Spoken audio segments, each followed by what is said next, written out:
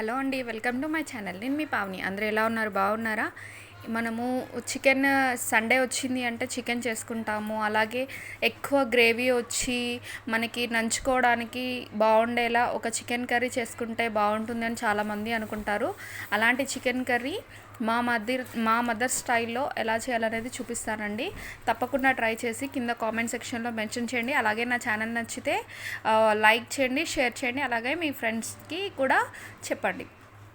First ఒక కడాయి పెట్టుకొని అందులో ఆయిల్ వేయాలి. ఆయిల్ హీట్ అయిన తర్వాత ఆనియన్, పచ్చిమిర్చి కట్ చేసి వేసుకొని ముందుగా కడిగి పెట్టుకున్న, పక్కన పెట్టుకున్న, క్లీన్ చేసి పెట్టుకున్న చికెన్ ఉంటుంది కదా, 1/2 kg చికెన్ తీసుకున్నానండి. ఇక్కడ నేను 1/2 kg చికెన్ని కూడా లో టు మీడియం అడ్జస్ట్ చేస్తూ బాగా వేయించుకోవాలి.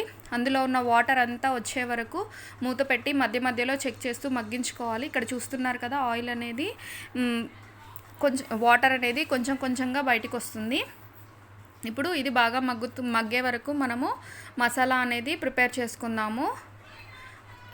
ఇందులో మసాలా దినుసులు అన్నీ యాడ్ చేసుకుందాము. ఇలాచి, లవంగాలు, దాల్చిని చెక్క, కొద్దిగా అనాస పువ్వు, అలాగే సాజీరా, ధనియాలు, జీలకర్ర ఇవన్నీ వేసి ఒకసారి మనము మిక్సీ చేసుకుందామండి. ఇందులో అలాగే నేను ఎల్లిగడ్డ కూడా వేసానండి. అల్లం అనేది ఇందులో వేయట్లేదు. ఎల్లిగడ్డ వేసి వీటిని ఫస్ట్ ఒకసారి మిక్సీ పట్టేసుకుందాము. ఇప్పుడు ఇక్కడ చూసారా ఎంత ఫైన్గా పేస్ట్ అయిందో. ఇప్పుడు దీనిలో మనము ఒక 2 చిన్న సైజు ఉల్లిపాయలు వేసి, అందులో ఒక 2 టమాటాలు వేసి కట్ చేసుకొని వేసుకొని కొద్దిగా సాల్ట్ వేసుకోవాలండి. సాల్ట్ వేసి దీన్ని కూడా మిక్సీ పట్టేసుకోవాలి, మెత్తగా పేస్ట్ చేసుకోవాలండి. ఇక్కడ నేను ఎలాంటి వాటర్ అనేది యాడ్ చేయట్లేదు. ఆనియన్ అలాగే టొమాటోస్లో ఉన్న వాటరే సరిపోతుంది. ఇప్పుడు ఇది చూసారా ఎంత మెత్తగా పేస్ట్ అయిందో. ఇప్పుడు నేను ఇంతకుముందు పెట్టుకున్న కడాయి చిన్నగా అయిపోయిందండి, అందుకనేసి ఉడుకుతుందో ఉడకదో అనేసి కడాయి చేంజ్ చేశాను. వాటర్ అనేది చికెన్లో మొత్తం పోయింది. ఇప్పుడు అందులో అల్లం ఎల్లిగడ్డ పేస్ట్ వేసి పచ్చివాసన పోయే వరకు వేయించుకున్న తర్వాత అందులో నేను ముందుగా గ్రైండ్ చేసి పెట్టుకున్న పేస్ట్ వేసాను. అది వేసిన తర్వాత రుచికి సరిపడా ఉప్పు, పసుపు, కారం వేసి ఒకసారి మిక్స్ చేసుకుంటున్నాను. ఇవి కూడా వేసి బాగా మిక్స్ చేసుకున్న తర్వాత ఇందులో మనం ఇప్పుడు వాటర్ అనేది ముక్క మునిగే వరకు వేసుకోవాలండి.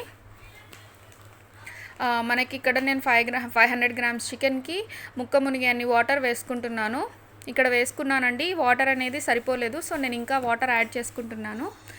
ఇప్పుడు ముక్కలన్నీ మునిగిపోయాయి కదా. చికెన్ కాబట్టి త్వరగానే ఉడుకుతుంది.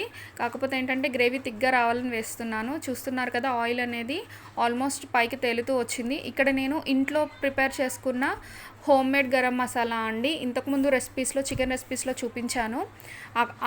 ఆ రెసిపీస్లో చెక్ చేయండి. మీకు మసాలా కావాలంటే అది కూడా వేసి ఒక 5 minutes ఉడికిన తర్వాత లాస్ట్గా కొత్తిమీర వేసి మరొక 2 నిమిషాలు మగ్గించుకొని ఇలా తిగ్గా కన్సిస్టెన్సీ అనేది దగ్గరగా అయిపోవాలండి. అయిపోయిన తర్వాత స్టవ్ ఆఫ్ చేసి రైస్లో కానీ, చపాతీలో కానీ, పుల్కాలో కానీ సర్వ్ చేసుకుంటే చాలా బాగుంటుంది. రెసిపీ నచ్చితే నా ఛానల్ని లైక్ చేయండి, షేర్ చేయండి, అలాగే సబ్స్క్రైబ్ చేసుకోండి. Thank you.